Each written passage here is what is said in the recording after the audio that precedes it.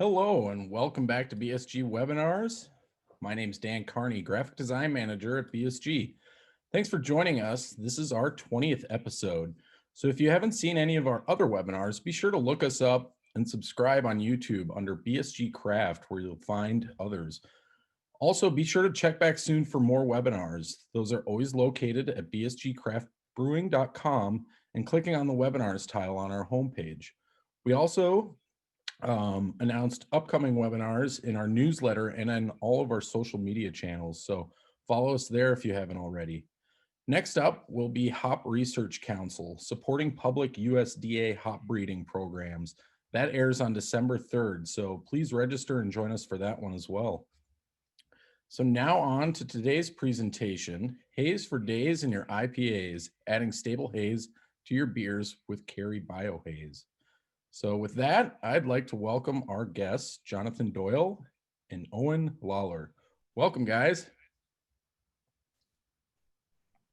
Hi, thanks, Dan. How are you doing?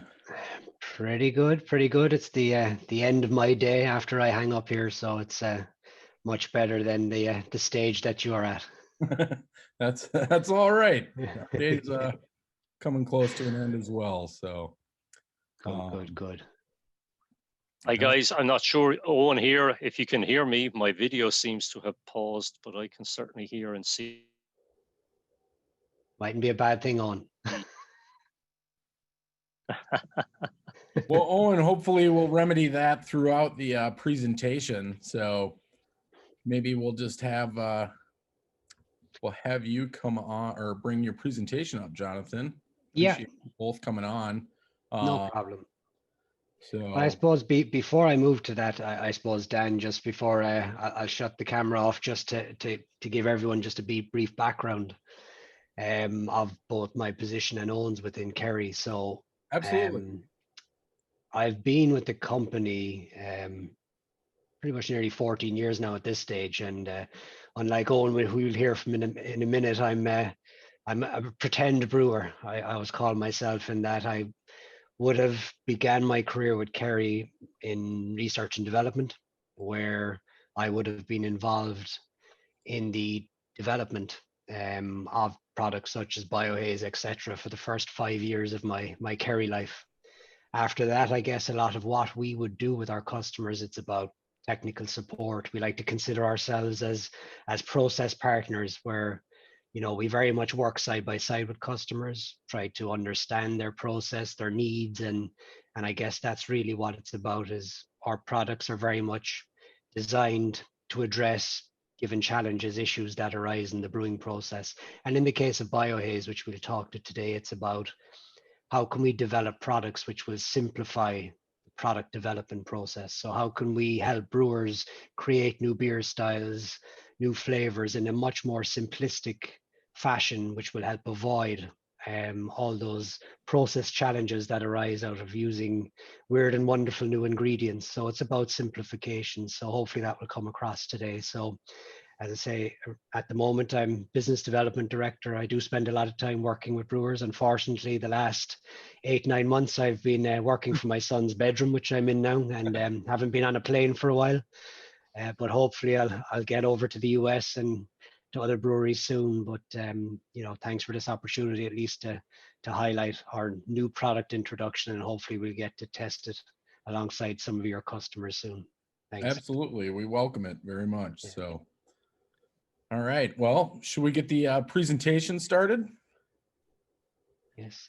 Can you hear me, guys? I'll just give a quick intro myself. Apologies, yeah. My camera isn't working. I hope I come across as a better brewer than I do a Zoom expert, because clearly I'm not doing very well at Zoom. Yeah, my own background is I'm a biochemist and a brewer, in that order. Been in the business now for the best part of 30 years. And I'm happy to say that quite a percentage of those 30 years have actually been spent collaborating with the BSG team throughout the Americas. So going back the best part of 10, 15 years, I've been working with you guys over there even further, I would say. And yeah, my current role within the Kerry Group is obviously working alongside Jonathan, but my brief is basically to look after all of Kerry Technologies globally, that will be applied into the brewing and distilling industry. So right across from our enzyme portfolio, our brewing ingredients, of which obviously BioHaze we'll talk about today, and then into our whole flavor collection portfolio, into, you know, development of new sparkling beverages, low alcoholic beverages, etc. So quite a broad array. So very happy to be on this call today. Hopefully I'll get my camera working soon, but happily enough, I can hand back to Jonathan, and he's the one who'll be driving the bus in terms of the presentation. So back to you, Jonathan. All right. Well, we appreciate you guys coming on, and I'll let you take over and see you for the Q&A section afterwards. So if anybody has any questions, please answer them during the presentation, and we'll get to them right afterwards. Okay. So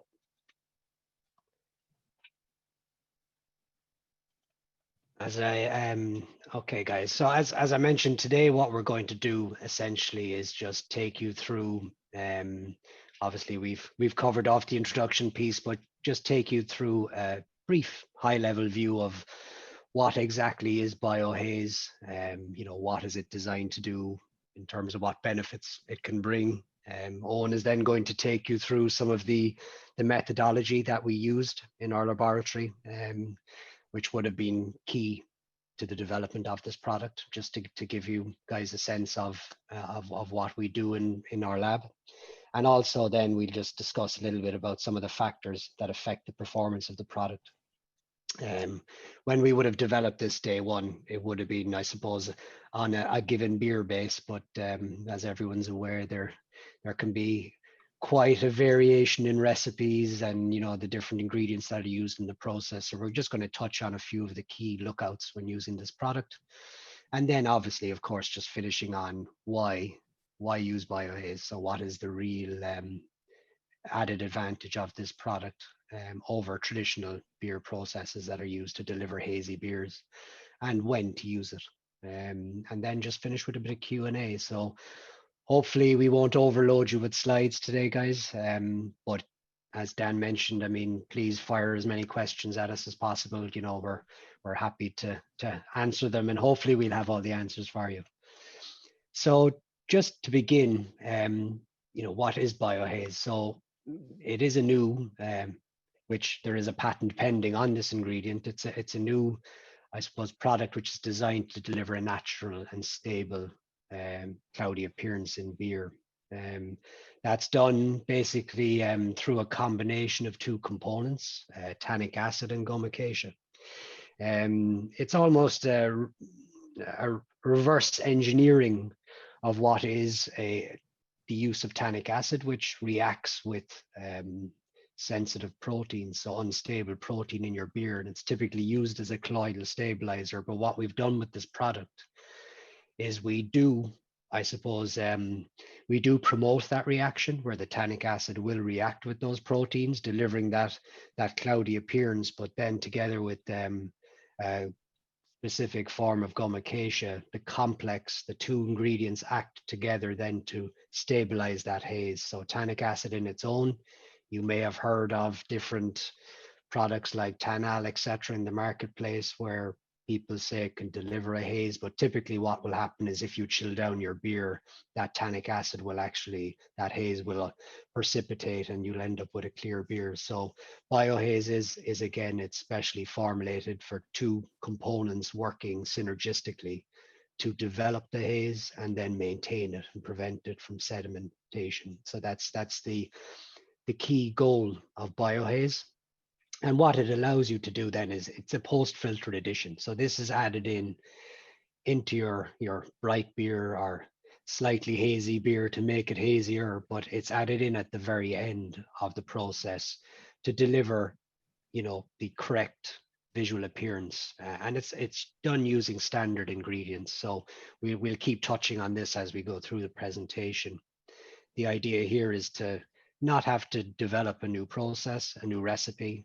It's about using a standard recipe that you may have and then actually adding in this product at the end to develop a cloudy beer style.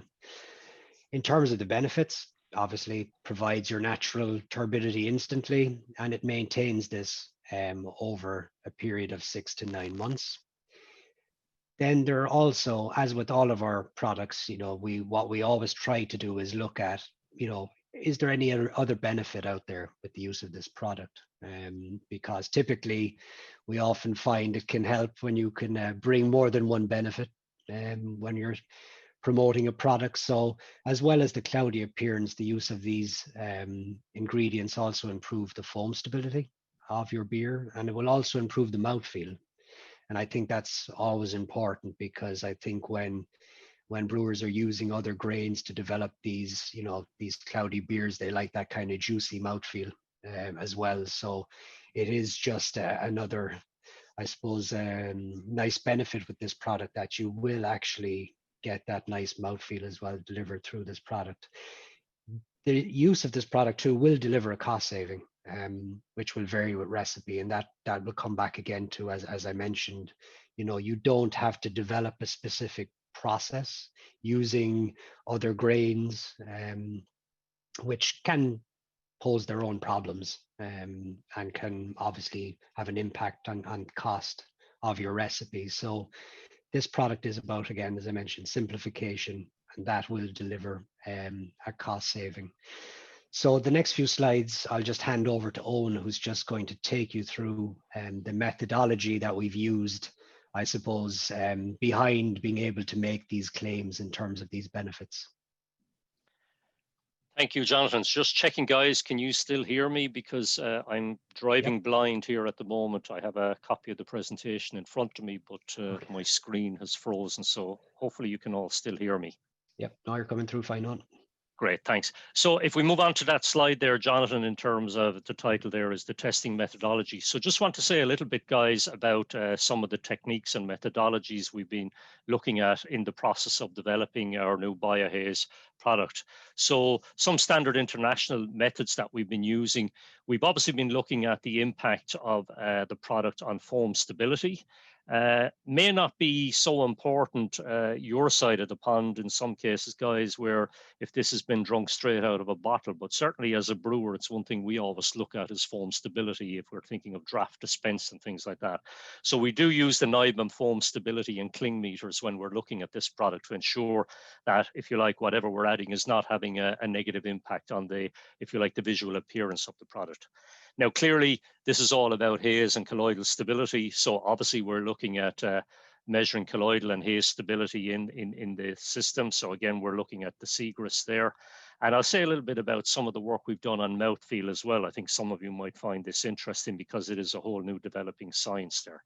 And again, we have looked at quite a broad number of applications so far. Primarily, obviously, we focused on alcoholic beer, but we have looked at some flavored beers as well. So if you want to move on to the next slide there, Jonathan. For those of you who aren't familiar with it, clearly we're looking at the NIBM foam meter, and the principle of it is we're basically looking at the foam collapse, particularly the first 30 millimeters of foam collapse, using an electronic probe that collapses along in line with the foam, maintaining the circuit, the liquid circuit, and the electricity signal going back to the measuring instrument. And as I would imagine, this is pretty much the standard operating system throughout the industry for measuring foam stability. Again, for haze measurement, and here we're looking at our cloud, stable cloud, we're using the Segrist system. We can look at both the 90 and the 25-degree angle of scatter with this. And the science behind that is quite interesting, and I'll come on to that a little bit later to explain why, because obviously with the 90-degree scatter, we're looking at small particles. The 25-degree angle scatter is larger particles. And that distribution of scatter is also going to tell us something about the, if you like, the nature of the colloidal haze, how stable it is, how it's growing or not, and which are the predominant particles within it that are leading to that foam stability. So if we move on to the next slide, this is just using again the haze meter, the Segrist, to measure that haze in terms of EBC. What we're looking at here is the colloid stability in a typical lager malt beer. It's about 85% malt, 15% rice. And in this case, we've taken the biocloud, or I beg your pardon, the BioHaze, and added it direct to the beer at about 50 to 100 grams per hectoliter. And forgive me, I think that's somewhere, we have it in another slide further on, of the origin of 0.1 to 0.2 pounds per barrel. And what we're looking at here is you'll see actually with the BioHaze addition that post addition to the beer at time zero, it is a dynamic system. And as Jonathan mentioned there about the complex chemistry in the BioHaze product and indeed in the patent, it's all about the interaction of the components within the BioHaze with the components in the beer. And we will say a little bit further about that later on, because the key components in the beer can interact with that. We expect it to interact with that. So there are certain things that we need to look out for this. But you will see it's a dynamic system. So within the first week or so, we've got the EBC Haze there growing from 25 up to 40 plus. And then it begins to stabilize. And if you note from the formulation on the right, we have the sedimentation rate coefficient number there. And the key message here is that the rate of sedimentation of particles within beer, obviously it's related to the density and the viscosity of the beer. But the key indicator that we have here is the diameter of the particle. And in this case, we're talking about the diameter of the BioHaze particle in solution generating that haze. So what's actually happening in the first week is that D value is beginning to increase. Hence, we get the haze going from 25 to 40. But what is very critical, and you'll see it, is that if that becomes too big, that D value, the rate of sedimentation is the square of the diameter of the haze particle that's created. And that will actually begin to sediment at very rapid rates. So the idea here is that we develop a critical size of particle, haze particle, that stays in solution. And if you like, that's the magic we have here behind the BioHaze. And as you can see in the simple example we presented here, we've got good haze stability up to 20 weeks. We have conducted studies where we hold it for 30 plus weeks or whatever. But again, some very good indication. We will find in some cases, again, as I mentioned already, depending on the components in the beer, you will get some settling, some natural settling occurring over time. But we have done some analysis on this, and it's not a case of having to vigorously shake the beer or whatever. If you get some degree of settling as you pour the beer, that cloud, that BioHaze cloud comes naturally back into suspension and is again very stable for X number of weeks. And as I said, once you've poured your beer, I can't imagine there's going to be anybody, or I would hope not, there's going to be anybody waiting around 20 weeks to drink that beer. So I've certainly no worries about the visual appearance of it as it's been consumed by the customer. If you bring us on to the next slide then, Jonathan, I'll say a little bit about the foam stability. And here you can see we've analyzed the foam stability using the NIBAM meter, and you can see compared to the control beer, we are actually having a significant impact on the foam stability. So I hope most of you will see this as a positive. As a brewer myself, I always like a nice foamy beer, so I will always see an improvement in foam stability as a positive on my beer. Certainly I don't want to have a negative impact. And again, what we believe here is, again, because of the nature, the complex nature of the BioHaze, there's two things happening. It's interacting with other components within the beer, which are stabilizing the foam, but also there is a physical element, again, of that physical size of the haze components, preventing drainage from the foam system. So again, we're getting foam stability as a result of it, if you will, almost particles blocking those very minute lamellae gaps between the bubbles and preventing flow and drainage, resulting in beer foam collapse. The next slide, Jonathan, if you can move on to it, is a little bit about some of the work we've done on mouthfeel.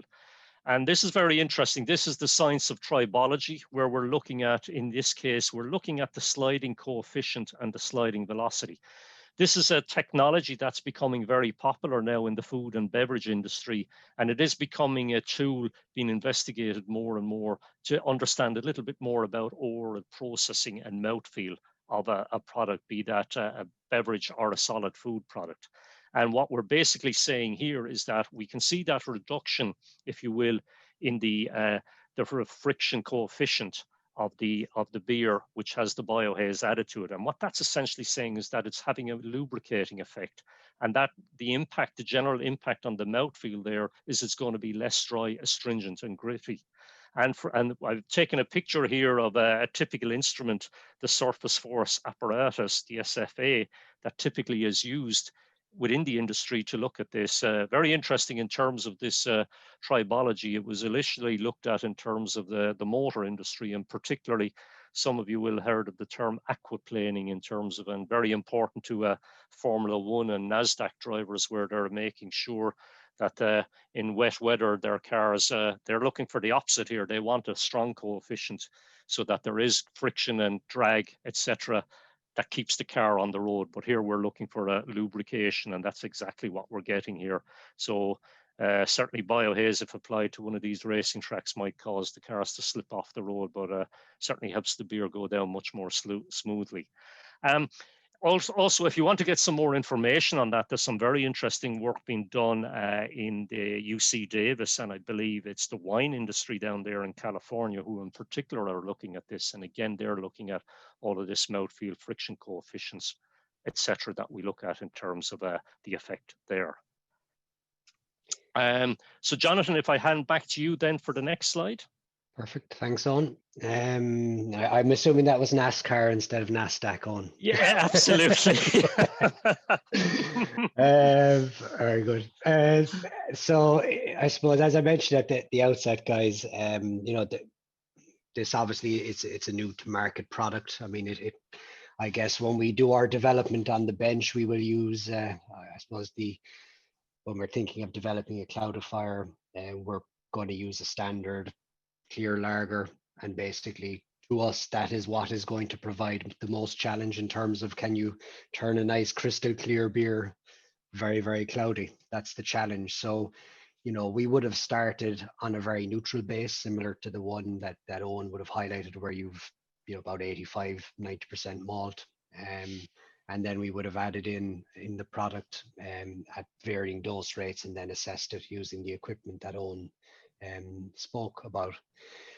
But what we have, I guess, found since we've launched the product, you know, when you actually, if you think back to how this product works, and what Owen just mentioned, I mean, we're trying to, I suppose, force a haze initially, but then not go too far, in that you don't want to, I suppose, get an overreaction where the particle size gets too big, the flock gets too big, and it falls out of solution. So you're trying to generate that haze, but then stop it and stabilize it at a certain point to ensure that the haze remains stable over a certain amount of time. Now, in terms of how that, you know, there is a number of factors that will influence that. I mean, okay, dose rate is probably a very obvious one. Obviously, if you add in too little, it's not going to generate enough haze. But if you're adding in too much as well, that would be, again, something to be, you know, you'd have to consider, because depending on your base, you would have to trial it across the range, because definitely if you add in too much of this product initially, you will get a fantastic haze, which is like that graph that we showed, that you'll get an initial increase. But what will happen then is it will destabilize. Typically what you'll see in, you know, 6-7 days, you'll see this destabilization occurring if you've added in too much. But, you know, you just have to try and get that optimum sweet spot where, you know, you get a sufficient level of haze and it remains stable. So we would always advise to look at a range of doses, not to just go for one end or the other, because you don't want an overreaction and then consequently a destabilization of that haze. The point of addition, this is something that, you know, we do get a lot of questions around. Is there any way we can add it kind of, you know, further upstream? Obviously, you know, the preference always would be for a hot addition of a lot of these products, but again, it must be added post filtration, or at the end, if you're not filtering your beer as well, of course, add it at the end of the process. And that's simply because if you're moving back upstream into your brewing process, you're going to have quite a lot of your sensitive proteins present. You know, if you're thinking of before maturation of your beer, cold conditioning, etc. So if you're adding in the product at this stage, it's more likely that it's just going to sediment out. And of course, if you are filtering, you're just going to filter out that complex. So it's not going to remain. So it must be added either post filtration or at the very end of the process into your final finished beer. The grist composition is another one that Owen will mention again a bit more in the next slide, and it goes back to my point at the start of this webinar, where I mentioned that what we're trying to do with this product, it's all about simplification. It's about, if we look at the typical, we'll say, grains that can be used to deliver these cloudy beer styles, your wheat, oats, rye, there's a lot of process challenges that we've come across through the years, where we actually work with brewers to try and help them brew with these grains. So where you're going to have to, I suppose, use different mash profiles, you're going to have to use different enzymes, different ingredients to allow you to actually be able to brew with these grains, because each one poses a different challenge. And in terms of this product, what we've actually found is, again, thinking back to when I was mentioning about the idea when we looked at it, it was very much about taking your standard lager, standard pale ale ingredients, and just adding in the BioHaze on top to deliver that hazy IPA. It's not what we found out subsequently. I think there was maybe an impression that this could be used to make your hazy beer hazier. So where you'd already have some of these grains present in your recipe, and then you're adding in the BioHaze on top of it to really get that, New England IPA haze, kind of juicy, hazy beer. But what we're trying to, I suppose, say is that if you do go down that route, again, back to the idea of if there is a lot of protein present, and if it's coming from some of these grains where you will find excessive sensitive protein, unstable proteins present, what will happen again is you'll have an overreaction with the BioHaze. So it's going to basically, that haze, it will get much, much cloudier, but back to that lovely equation that I won't pretend I know off my heart. Owen wanted to dazzle you with a bit of science. But in terms of that particle diameter, again, what will happen is it's going to get too big, it's going to come out of solution, and you're going to end up with a clear beer. So it'll actually, using these grains, they will pose a challenge in your recipe. So simplification, don't go to try to create a hazy beer style and add in BioHaze. Just avoid the problem altogether. Stick to your BSG malt. That's all you need. And then you can add in your BioHaze at the end of the process and adjust the dose rate then to get the right level of haze intensity. The other, I suppose, key call out then I just wanted to finish on was the polyphenol levels. Again, there is, I suppose, a tendency at times to add in high levels of polyphenols, and it may be there obviously to deliver the aroma, but it is just something to be conscious of, because as with proteins, polyphenols, all these things will contribute to the colloidal instability. And if you have a lot of polyphenols present, again, it may cause a destabilization of this protein tannin complex. So I suppose it's just, as we said at the outset, think I just have a standard lager, standard pale ale, and now I'm adding in my BioHaze at the back end to do what it needs to do. But if you're using these recipes, they may need to be either tweaked slightly, or else it's a case of, maybe reducing the dose rate. But I think, that's what I'll hand over to Owen just to finish on just one or two last few points before we hand over for Q&A, because I suppose the key thing is that, again, why you're using it is around simplification, but when to use it. And that's really the key take home message we want to leave you with, is that when you're thinking about BioHaze, when should you use it? So I'll just hand back to you, Owen, just for the next slide. You're on mute, I think, Owen. Thank you, Jonathan. I'm getting a bit of feedback here, but I'll continue on. I hope it's okay at your end. Yep, it's fine. Yeah. So the main point here is that when we use it, it should always be tested as we're developing a product, because again, depending on the raw material, makeup, the process, etc., we are going to get different interactions going on in there. So another major call out here is that the beauty of the BioHaze as we're developing a new product is that we can, if you will, short circuit the production process by taking an existing beer line and adding the BioHaze. And this is interesting because if you think of some of the challenges that you would meet, particularly when dealing with oats or rye and wheat in particular, typically used to generate a haze, but in terms of process and process development can be quite challenging.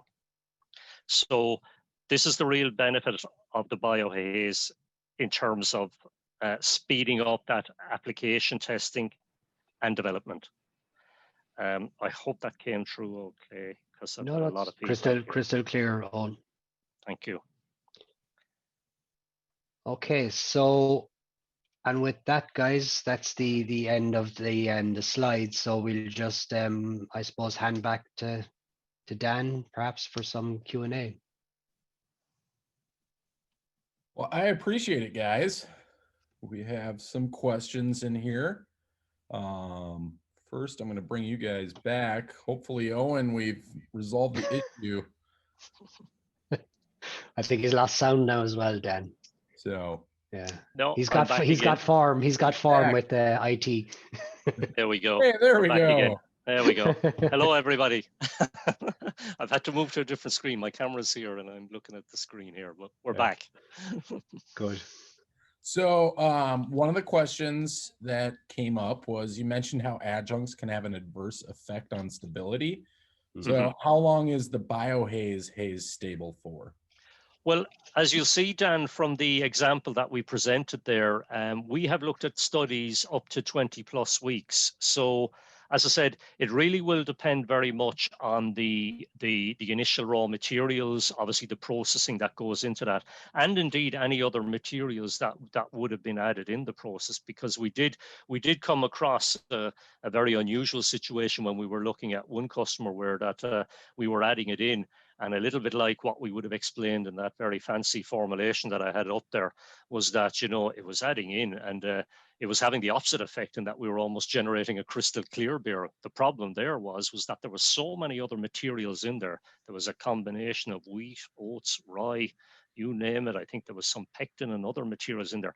We were getting a whole complex of reactions going on in there. So that value, that D squared value, which determined the rate of sedimentation, it suddenly hit that critical value almost 30 minutes after addition and fell straight out. However, if we get that, and that's where the application testing, if you will, at the start is so important. If we get that balance right, it will stay in solution for 20, 30, 40 weeks. But then the very important message, as I mentioned there, is we have done some extensive studies where we've looked at, it might be a very fine mist, for want of a better word, that might be there at the bottom of the bottle. When we pour that into a glass, it comes perfectly back into suspension again. So there's no need for vigorous shaking or inversion or anything like that. As it pours, the sheer stresses or whatever of that pouring action is going to bring it back into suspension. So hopefully that answers the question. Yeah.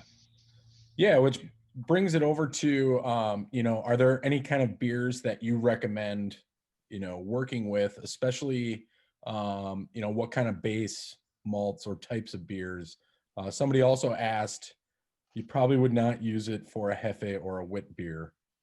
Correct. Well, I mean, hopefully if you're doing your wit beer or whatever, you've already got it right and it's already to what you wanted to do. If not, well, maybe it's not a wit beer at all.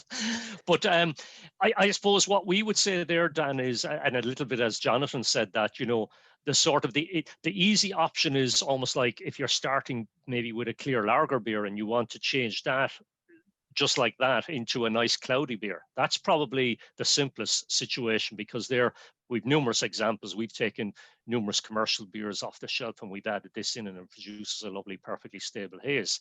However, we have seen, we have looked at combinations of existing IPAs and other materials, other beers, and we have got a good haze in those. But yeah, the standard lager beer, if I can say that, which would have anything from 10 up to maybe 20, 30% rice in it on a malt base, is ideal for developing this. And of course, the beauty of that is, I would imagine for a lot of potential customers, that's going to be their base recipe for a huge amount of what they're doing. So what this gives is the potential to develop almost overnight a cloudy beer from an existing recipe. Sure. I think in some ways, Dan, I'd kind of go back to, again, the idea, if you're looking at your wheat, your oats, rye, things you're using to deliver a cloud, I would say stay away from those grains first and foremost. You know, there's issues associated with their use anyway in terms of the process. So you don't have to go to that trouble. And then obviously then stick with the malt. That would be kind of the key advice. But I think as well as that, you know, there is, I think, some concern then about, you know, that those, you know, wheat, oats, it might bring some element of mouthfeel. But as, you know, we've covered today, the BioHaze also helps deliver mouthfeel. So it's not something that brewers should be concerned of if they're just sticking with malt and then trying to deliver that juicy, cloudy beer. The BioHaze will also help. Sure. Yeah, because, you know, someone asked, you know, does it work different with ABV beers? You know, so if you have a stronger beer or a, you know, lighter ABV, you know, depending on what grains you use and how that beer is processed too, you know, does that have any effect on those as well? Yeah, what we have done there, Dan, is we would have looked at a large number of commercial beers from the market, which would initially have been clear beers, obviously, but would have had that combination maybe of different alcohol levels, different hopping levels, different raw material grains. So we do see, if you remember the chemistry of what, or the biochemistry of what we're talking about here, this combination of gum acacia and tannins, and how they potentially interact with the proteins and polyphenols already in the beer. So if you can imagine, obviously, the protein we've just mentioned there, you know, wheat is going to deliver a big shot of insoluble protein into that system. So you are going to get maybe a more vigorous and intense reaction with there. Likewise, we have found with some types of hopping degrees and the level of hopping that we're going for, there is going to be an interaction again with the higher levels of polyphenol, depending on whether that's a hop extract or maybe a whole leaf hop or a pellet hop coming into the system. So this is where there will be some cases where there'll be two elements that you'll get, either a much denser haze, which can potentially sediment out more quickly. Mm-hmm. In which case, then this is where it comes back to, you know, what is it, the age-old adage of the carpenter is what is it, measure twice and cut once. What we'd always say is, let's do our application testing, guys, before we go to full scale. And that's what we would be saying. Let's have a look at the recipe. We've got a recommended dose rate on the system, but then depending on the raw material makeup, the process, or indeed any other materials that could have been added into that beer. I mentioned the classic example there of a pectin, where we saw a huge interaction there. There is an element of maybe adjusting the dose rate. So while we say, and forgive me for our American colleagues if I switch to grams per hectoliter, because I'm more comfortable in that. If we say somewhere in the region of 50 grams per hectoliter as a typical starting dose rate, however, if you've got a much higher protein loading or polyphenol loading, it may well be that you'll deliver the haze at a lower dose rate than that. Equally, if it's not so high, you may need a higher dose rate. So it really is a little bit of trial and error on the bench. And that's the beauty of it. It's so easy to test on the bench. You'll know within, certainly within 24 hours, or set the beer up before you leave the office on a Monday afternoon at 5, and Tuesday morning, you'll have a perfect picture of exactly how that is going to be. And within that short period of time, the overall stability of that complex will have been sorted out.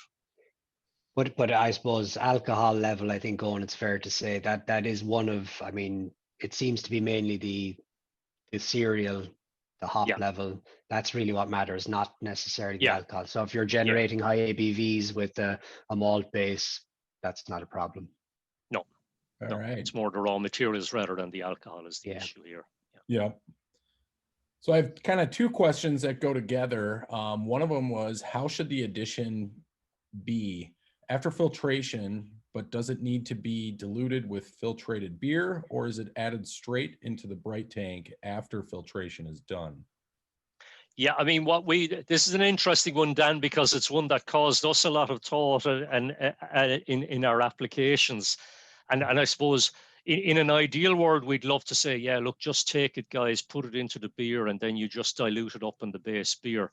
The only problem there is that if you're to put it into a slug of the beer to make up your, because we're talking about normally making up a 2% solution and then dosing that in, so you generate your haze target somewhere. You're going to be in the region of, as I said, 50 grams per hectoliter, 0.2 pounds per barrel or whatever, and you're going to deliver a haze of 40 plus whatever. The only problem with that, if you do it that way, is that because the system relies on the biochemical interaction of the BioHaze with components in the beer, if you make up a stock solution, you'll overload and you'll generate this critical mass immediately in that stock solution, and you'll generate a very heavy flock that will be much more difficult to get back in. So what we're suggesting is that it's made up with deaerated liquor to a 2% solution, and then you dose that into your beer base to give you your Actually, 50 grams per on. Was it 5%? Was 5? it, Jonathan? Yeah. Beg your pardon. So 5% solution, and then target your 50 grams per hectoliter or whatever in your base beer. So the kind of follow up with that was, so that would probably be added pre-carbonation, forced carbonation, I should say. Yes, yeah. Yep. Okay. Let's see here. We have another one. It asks, does the product interact with oxygen in the beer? Small craft brewers often have difficulties with oxygen control in the package, and tannic acid reacts with oxygen. I mean, certainly in terms of our application, because I mean, I think a lot of the testing that we would have done would be very similar to what the craft brewer is going to do. And it's not something, certainly in the storage stability studies that we've carried out, Dan, there's certainly not a lot that we could say that that's happening in terms of, other than, if you like, the target haze that we're trying to get. We've as much as any target brewer, we'll try and limit the degree of oxygen ingress into the process as we're doing it. Obviously, in a lab environment, we're not going to control that as well as maybe what would happen on a large-scale brewing operation in terms of deaeration, et cetera, et cetera. But certainly, from all the application work that we've done, we haven't come across that as an issue. Now, again, it's application testing, and at the end of the day, it's in the process is going to be the ultimate arbiter of it. But it isn't an issue that we've come across thus far, you know. Yeah, I mean, theoretically, tannic acid is known to chelate iron, which can actually have a positive effect in terms of the flavor stability, and it can be used in some cases as an antioxidant as well in some regard. Now, we haven't looked at that for this particular product, but I mean, I think the key one is the preparation of the solution. It's deaerated water, etc. That you're not actually introducing oxygen through the use of the product. The product itself then wouldn't have any influence. It shouldn't have anyway. Okay. One question was, can you explain the difference between biocloud and BioHaze? Yeah, very simple. BioCloud is actually a yeast extract. So it's essentially components of the yeast cell wall. Now, BioCloud, the reason why we've developed BioHaze is that in the applications we've looked at, the BioHaze is a much more stable haze. There is an element too of cost and use because of the BioCloud coming from yeast. It is a much more expensive natural product or whatever that we would use in that process. So two very different biochemistries going on here. One are plant extracts and the other is a yeast extract. That's at a very fundamental level. And also the chemistry of what's actually happening in the beer. If you like, the BioCloud is generating the haze by itself in terms of the particle size of the yeast fragments. However, with the BioHaze, it's generating this nice stable haze by interacting with beer components. So this is where the beer constituents and components, as we discussed earlier, has a very strong impact on the nature, the quality, and the stability of that haze. Sure. Now, is there, like, I'm trying to think of like the right way to say it, but why does it affect like foam and mouthfeel? Yeah, the foaming element, I think is for me it's quite easy because it's the nature of I remember when I said it at the start there, I first got into the brewing industry 30 years ago. The first project I worked on for the first 2.5 years in the brewing industry was on beer foam stability. And I remember one of the first things I was looking at was the interaction of proteins, hop acids, and other materials when you generate beer foam, and how it stabilizes and cross-links the bubble wall across the beer lamellae, or the beer structure within that. And I think essentially what's happening there is the same, is that the nature of the two components in BioHaze makes them surface active to start with. So they're naturally going to migrate to the surface of the bubble wall as you generate foam. What they will do is they will increase surface viscosity, and they will also increase intrinsic viscosity. The overall effect of that is it stabilizes the bubble by the main reasons why you get foam collapse is what's called disproportionation, coalescence, and drainage. And basically disproportionation means that you've got a small bubble beside a large bubble, and you get a pressure differential, and the smaller bubble shrinks, the larger bubble grows. That's another form of coalescence. A larger bubble is much less stable than a small bubble. And what happens then is you generate, it's like if you think of a nice beer foam, and we'd always give the example of a Guinness coming from Ireland, we'd always give the example of a Guinness beer foam. It's mixed gas, it's a combination of nitrogen and CO2 that generates a much smaller bubble. As a result, you got much higher surface viscosity, much higher intrinsic viscosity, much slower drainage. So if you can generate smaller bubbles, you get much more stable beer foam. You limit the rate at which drainage occurs. What I believe is happening is that the BioHaze is actually doing that. It's naturally migrating to the bubble wall, stabilizing the bubble wall, increasing the surface viscosity of the bubble wall, but it's also increasing the intrinsic viscosity of the liquid phase and preventing this disproportionation and coalescence occurring, but also slowing down the rate of drainage. Interesting. Well, you got all that now, Dan. That's excellent. There's an exam afterwards. We'll be. Well, that was put in lay terms for me, so but I appreciate that. And then one last thing. Someone asked if there is. Oh, sorry, I did, and I beg your pardon. The mouthfeel was the second part of that question. Oh, yeah, yeah, that's right. Because you're getting that viscosity effect, of course, you are going to, if you increase the viscosity of anything, with that comes that mouth coating, body feel, increased viscosity effect. So it's almost intuitive that if I'm going to increase my mouthfeel, I'm going to increase my intrinsic and my surface viscosity, I am going to generate a better beer foam as well. Sure. Well, excellent. One last thing. Do you guys have any pictures with controls showing visual difference depending on the beer style or recipes? We do indeed. And actually what we can do is we can share, I probably wouldn't be able to bring them up on screen here now, Dan, but what we are happy to do is share them with your customers or the questionnaires on that. We have an archive of some, so we're happy to share that. Now, obviously, we have to be careful because if we're looking at different brands and things like that, we might blot out the brands or whatever. I'm not sure what the legal requirements or things related to that would be, but we're happy to show pictures of what we'll give as much information as we can without disclosing anything that might hurt us in a law court. Yeah, that would be great. We can work together and get that out to this audience as well as, potential and future customers. So, yep. Well, guys, I appreciate it. That's all we have for questions. I want to thank you both for joining us today, taking the time. I know it's the evening, so go enjoy a pint. I'm surprised you haven't already. I try to hold out to the weekend usually, so I tomorrow's Friday. Well, I had a few whiskeys there when I was cracking up when I lost all my connections. That's probably what happened. Just built the whiskey on the computer. It happens. It happens. We have to support our industry and our jobs. Exactly.